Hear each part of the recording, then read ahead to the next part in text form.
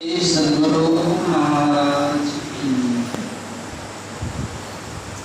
जरा एक बार हृदय खोल के जयकार करें।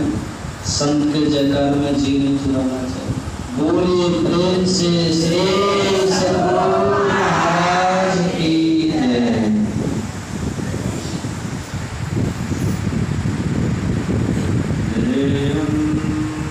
सदा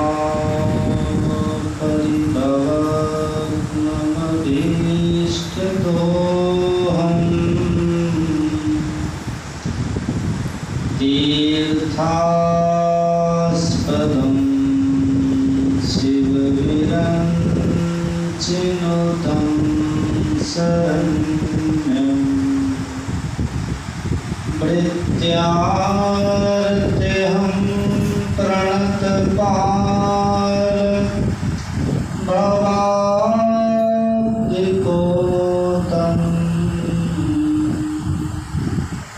वन्दे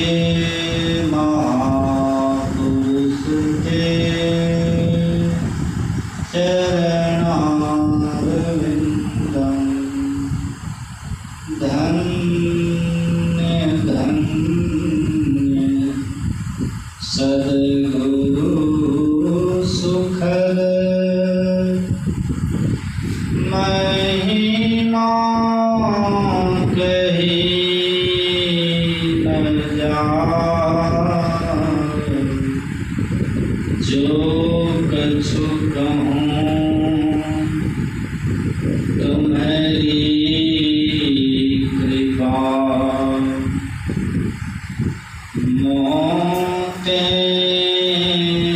कछु न बसाए। जो कछु कहूँ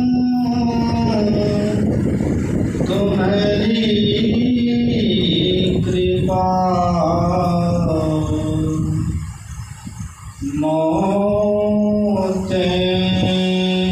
कछु न बसाए। बोलिए प्रेम से श्री सद्गुरु महाराज की जय।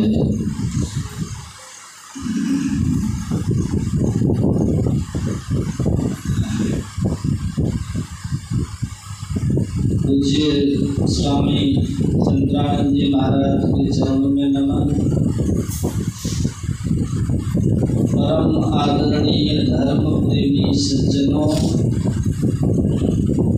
पूजनीय माताओं एवं भक्तिमती धर्मशिला बहनों,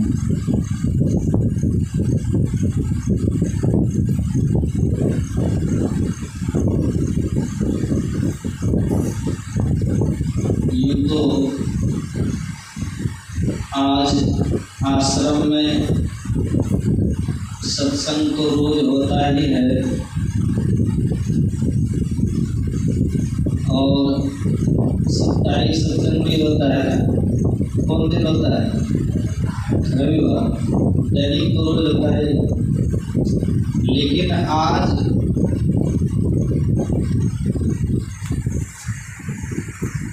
यह है विश्वकर्मा पूजा और जितिया भी है। विश्वकर्मा पूजा भी है और जितिया भी है। विश्वकर्मा पूजा के अवसर पर और जितिया के अवसर पर इस सत्संग मंदिर में आयोजन रखा गया है।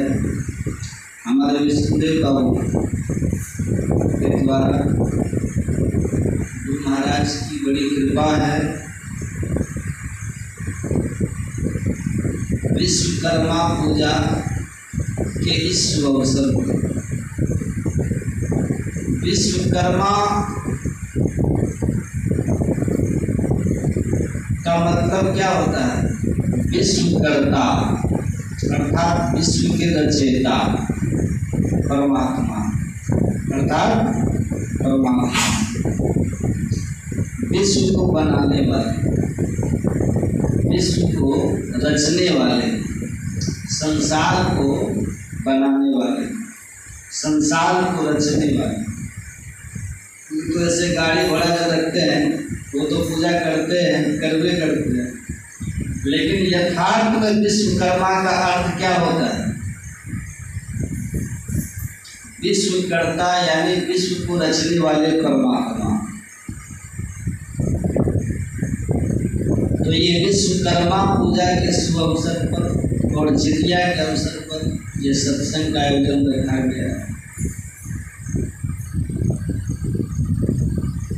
नाम क्या है? सत्य और संग, दो शब्द,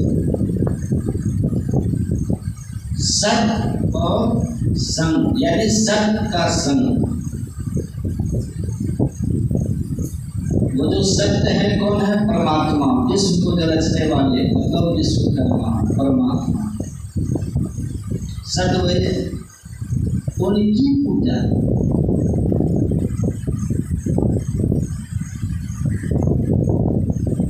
यूँ तो विश्वकर्मा पूजा के नाम पर लोग गाड़ी पर अगरबत्ती चढ़ा देते हैं, प्रसाद भी चढ़ा देते हैं, वो अलग बात है, ठीक है, वो बेकार नहीं है। श्रद्धा से अपना जो करते हैं वो भी ठीक है, लेकिन अगर यथार्थ में आप देखेंगे कि विश्वकर्मा की पूजा है क्या? विश्वकर्मा यानी विश्व के रचयिता, वो परमात्मा की हम कैसी पूजा करें, किस तरह की पूजा करें? तो पहले विश्वकर्मा को जानेंगे तब उनकी पूजा करेंगे। विश्वकर्ता सबसे पहले कि जो विश्वकर्ता है, विश्वकर्मा जो है, विश्व को रचने वाले जो परमात्मा है, वह परमात्मा, उनकी पूजा अवश्य करें, करनी भी चाहिए।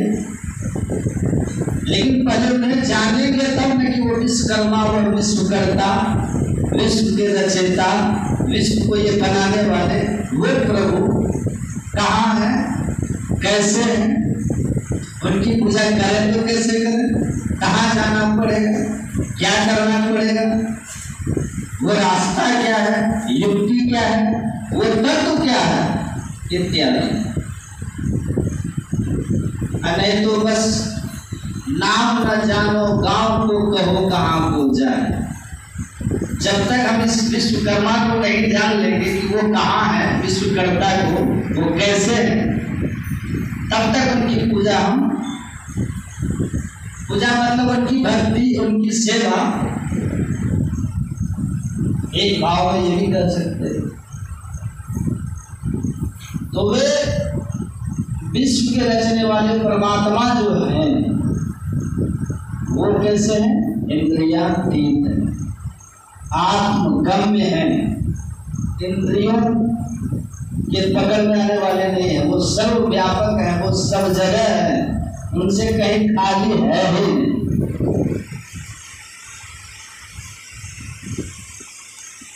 तो उनसे कहीं खाली जब है ही नहीं, जो सब जगह है, तो सब जगह है तो अपने अंदर में, तो चले किधर? जिधर वो है उधर चलेंगे तब ना।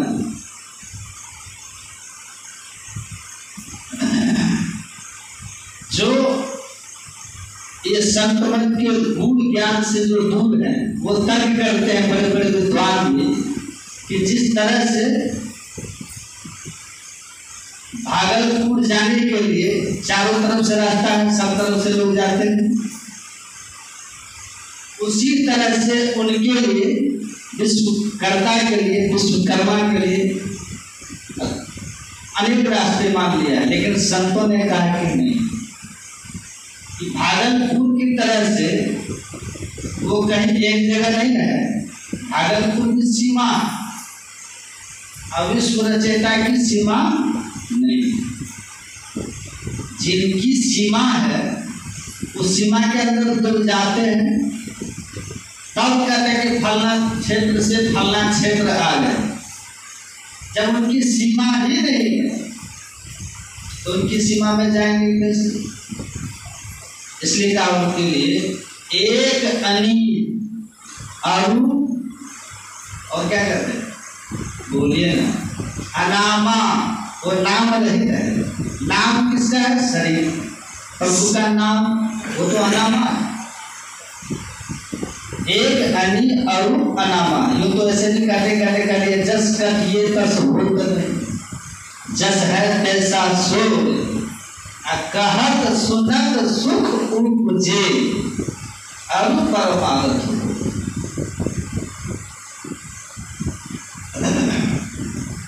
कहने सुनने से सुख मिलता है, उस ओर प्रेरणा होती है कि बढ़े हम, लेकिन जब तक ये बाहरी सत्संग नहीं करेंगे मनोयोग पूर्वक, तब तक हम सही ढंग से विश्वकर्मा की पूजा नहीं कर सकते।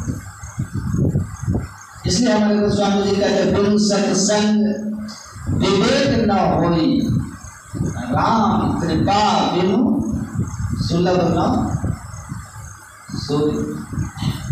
और हमारे सदगुरु महाराज वो क्या करते हैं, इतना सुंदर समझाने की कृपा की जाए। वो विश्वकर्मा की भक्ति कोई भी कर सकता है, सभी कर सकते हैं विश्वकर्मा की भक्ति, लेकिन सही युक्ति चाहिए और सही गुरु चाहिए। और विश्वकर्मा की पूजा अर्थात परमात्मा की पूजा, सही पूजा करने वाले की ही मुक्ति होती है, उन्हीं का परम कल्याण होता है और जीव का उद्धार भी होता है।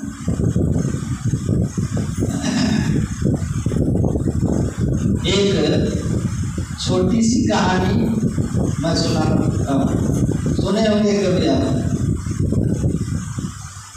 मुक्ति के संबंध, दुखों से छुटकारा, मुक्ति मतलब दुख से छुटकारा, अपरम सुख की प्राप्ति।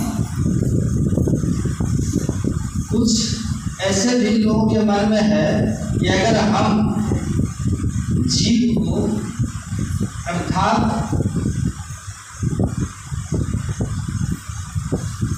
मतलब बीच में नहीं आइएगा, वहीं बैठ जाइए, काशी में जाके डुबकी लगा लेंगे तो मुक्ति हो जाएगी। बहुत लोग मानते हैं, कुछ लोगों की ऐसी धारणा है, लेकिन काशी की कहानी मैं सुनाना चाह रहा हूँ।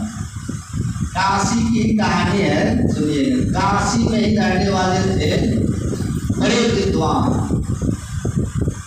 उच्च वर्ग के बड़े विद्वान, अच्छे साधक, जिनका नाम था शंकराचार्य जी महाराज, श्रीमदान शंकराचार्य। वो एक बार गंगा स्नान करके वो पूजा ही करने के लिए जा रहे थे, तो पूजा करने के लिए जा तो रहे थे, संयोग से उसी रास्ते से, रास्ता थोड़ा संकीर्ण था, तो उसी रास्ते से एक डोम आ रहा था। शंकराचार्य ब्राह्मण, शंकराचार्य कहते उस डोम से, ऐ जी मैं गंगा स्नान कर चुका हूँ, अब मैं पूजा करने के लिए मंदिर में जाऊँ, जरा सा बगल हो जाओ, रास्ता दो। डोम बेचारा ने कहा कि बाबू आप भी मानव हो और मैं भी मानव हूँ, आपके शरीर में भी खून है तो मेरे शरीर में खून है, तो हमसे इतना घृणा क्यों करते हो? तो विद्वान शंकराचार्य ने कहा कि अरे सब मानव एक ही रंग होता है, सब मानव एक रंग तो नहीं होता है। उपमा क्या दी? एक मंदिर में दीपक जल रहा है, प्रणाम करोगे? क्या जरूर करेंगे। क्या स्मशान मुर्दा जल रहा है, प्रणाम करोगे? वो भी आग है, लो प्रणाम करोगे? क्या नहीं, मुर्दा क्या प्रणाम करेंगे। शंकराचार्य का तब तो हो गया, जैसे वो मंदिर के आग, मंदिर के दीपक की जो आग है, वो भी आग जो लौ है, और स्मशान के मुर्दा जल रहा है वो भी लौ आग, दोनों एक योग नहीं है। मंदिर वाला पूजने योग्य है, वहां पूजने वाला, उसी तरह सब मानव एक रंग तो नहीं बनता है। तब तुम हाथ जोड़ते हुए कहा, हाँ बाबू ये बात आपकी मानने योग्य है, इसको मानना चाहिए, ये मानने योग्य है। तो कोई मानव विद्वान होता है, कोई अनपढ़ भी होता है, कोई धनवान तो कोई गरीब होता है, कोई धनवान तो कोई गरीब, कोई पतला, कोई लंबा तो कोई नाटा, तो कोई गोरा तो कोई करिया, और कोई जीव रक्षक है तो कोई जीव भक्षक भी है, कोई जीव को रक्षा करता है, कोई जीव को मारता है। ये आपकी बात मानने योग्य है। तो फिर बगल क्यों नहीं हो रहा, बगल हो जाओ। तो क्या ये तो मानने योग्य है कि सभी मानव एक रंग नहीं होता है, कोई बुद्धिमान कोई बुद्धिहीन, कोई गोरा कोई काला। लेकिन एक बात मैं आपसे पूछता हूँ, क्या पूछो? तो दोनों ने कहा कि अगर किसी का शरीर छूट गया और वो मुर्दा को लेके चला गया श्मशान, चिता रच दिया, लकड़ी बोल चुके, आग केवल धराना, लेकिन आग भूल चुके हैं, सलाई नहीं दी है। श्मशान से बस्ती है दूर, 50 को 60 को दूर, बस्ती दूर है, सलाई नहीं, अगल बगल में बस्ती नहीं, और रात हो गई है, 8 या 9 बज गया, परेशानी बढ़ गई। अब क्या किया जाए? लेकिन बगल में एक मंदिर में दीपक जल रहा है, अगर वो व्यक्ति मुर्दा जलाने के लिए गया है, वो पहुंच जाए मंदिर पर और पुजारी उसको प्रणाम करे, पुजारी को, और हाथ जोड़ के कहे कि बाबा आग नहीं लाए हैं, माचिस भूल गया हूँ, चिता धराना जरूरी है, दीपक मंदिर में जो जल रहा वही दे दीजिए कृपा करके, तो हम चिता को धरा लेंगे, परेशानी दूर हो जाएगी, क्योंकि बस्ती बहुत दूर है। तो अगर पुजारी वो मंदिर के दीपक दे दे, तो उसी दीपक से अगर चिता को धराएंगे तो क्या उस मंदिर के दीपक से चिता जलेगी कि नहीं जलेगी? जलेगी ना वो। तो कहा हाँ, मंदिर के दीपक से चिता जल जाएगी। बस एक बात और बता दो। बोला क्या? बोलो। कहा पुजारी ने सुबह दीपक बुता करके चला गया कहीं और जगह, साफ सुथरा करके एक बाल्टी पानी रख दिया अंदर और चला गया। संयोग से स्लाइस पानी में भूल गया। अब पुजारी आया है शाम में, ठीक है, और सलाई पानी में खुल रहा है माचिस। तो अब जो सलाई खुल रहा है वहाँ पर, तो बांधना चाहेंगे तो बनेगा माचिस? तो कहा नहीं, नहीं ना बनेगा। कहा नहीं। कहा ठीक। अब बस्ती अगल बगल में नहीं है नहीं, अधाराना जरूरी है। अब क्या करें? लेकिन नजदीक में चिता जल रही है, कोई व्यक्ति मुर्दा जला के चला गया, कोई है नहीं, मुर्दा जला करके चला गया, चिता जल रही है। अगर पुजारी के मन में हो जाए कि बारना जरूरी है, जलाना जरूरी है, रात हो चुकी है, जलाना जरूरी है, तो सलाई नेहा चुका है, कोई देखने वाला नहीं ना है, मुर्दा जल रहा है, तो जलती मुर्दा से ही जलती लकड़ी निकाल ले और उसी से चिता को, क्या उस आग से मंदिर के दीपक में जलेगा कि जलेगा कि नहीं जलेगा? जल जाएगा। क्या तब तो हो गया आग आग सब एक। उसी तरह से शरीर अनेक है, रूप अनेक है, रंग अनेक है, कर्म अनेक है, व्यवहार अनेक है, लेकिन सबके अंदर रूप चेतनात्मा परमात्मा का अंश आग रूप में एक। तुम इतने बड़े विद्वान कहलाते हो, ज्ञानी कहलाते हो, और तुम्हारे दृष्टि अभी तक केवल बाहर के रंग रूप पर गई हुई है, अंदर नहीं धस पाई है, वहां बाहर भटक रहे हो। इतना कहना था शंकराचार्य का हो, और पैर छू के प्रणाम किया है, आज तुमने मेरा अंधकार हटा दिया। कहने का मतलब क्या हो गया? प्रकाश को पहुंचा दिया। इसलिए कहा जिनके जीवन में गुरु नहीं उनका जीवन शुरू नहीं। आगे से चर्चा को डोम नहीं था, शंकराचार्य के गुरु ही था, उन्हीं को समझाने के उस रूप करके उन्हें ज्ञान दिए। इसलिए जब तक सच्चे सदगुरु के शरण में नहीं आएंगे तो विश्वकर्मा कैसे है, कैसे प्राप्ति होगी, वो रास्ता क्या है, युक्ति क्या है, परहेज क्या है, क्या करना पड़ेगा, ये ज्ञान नहीं होगा।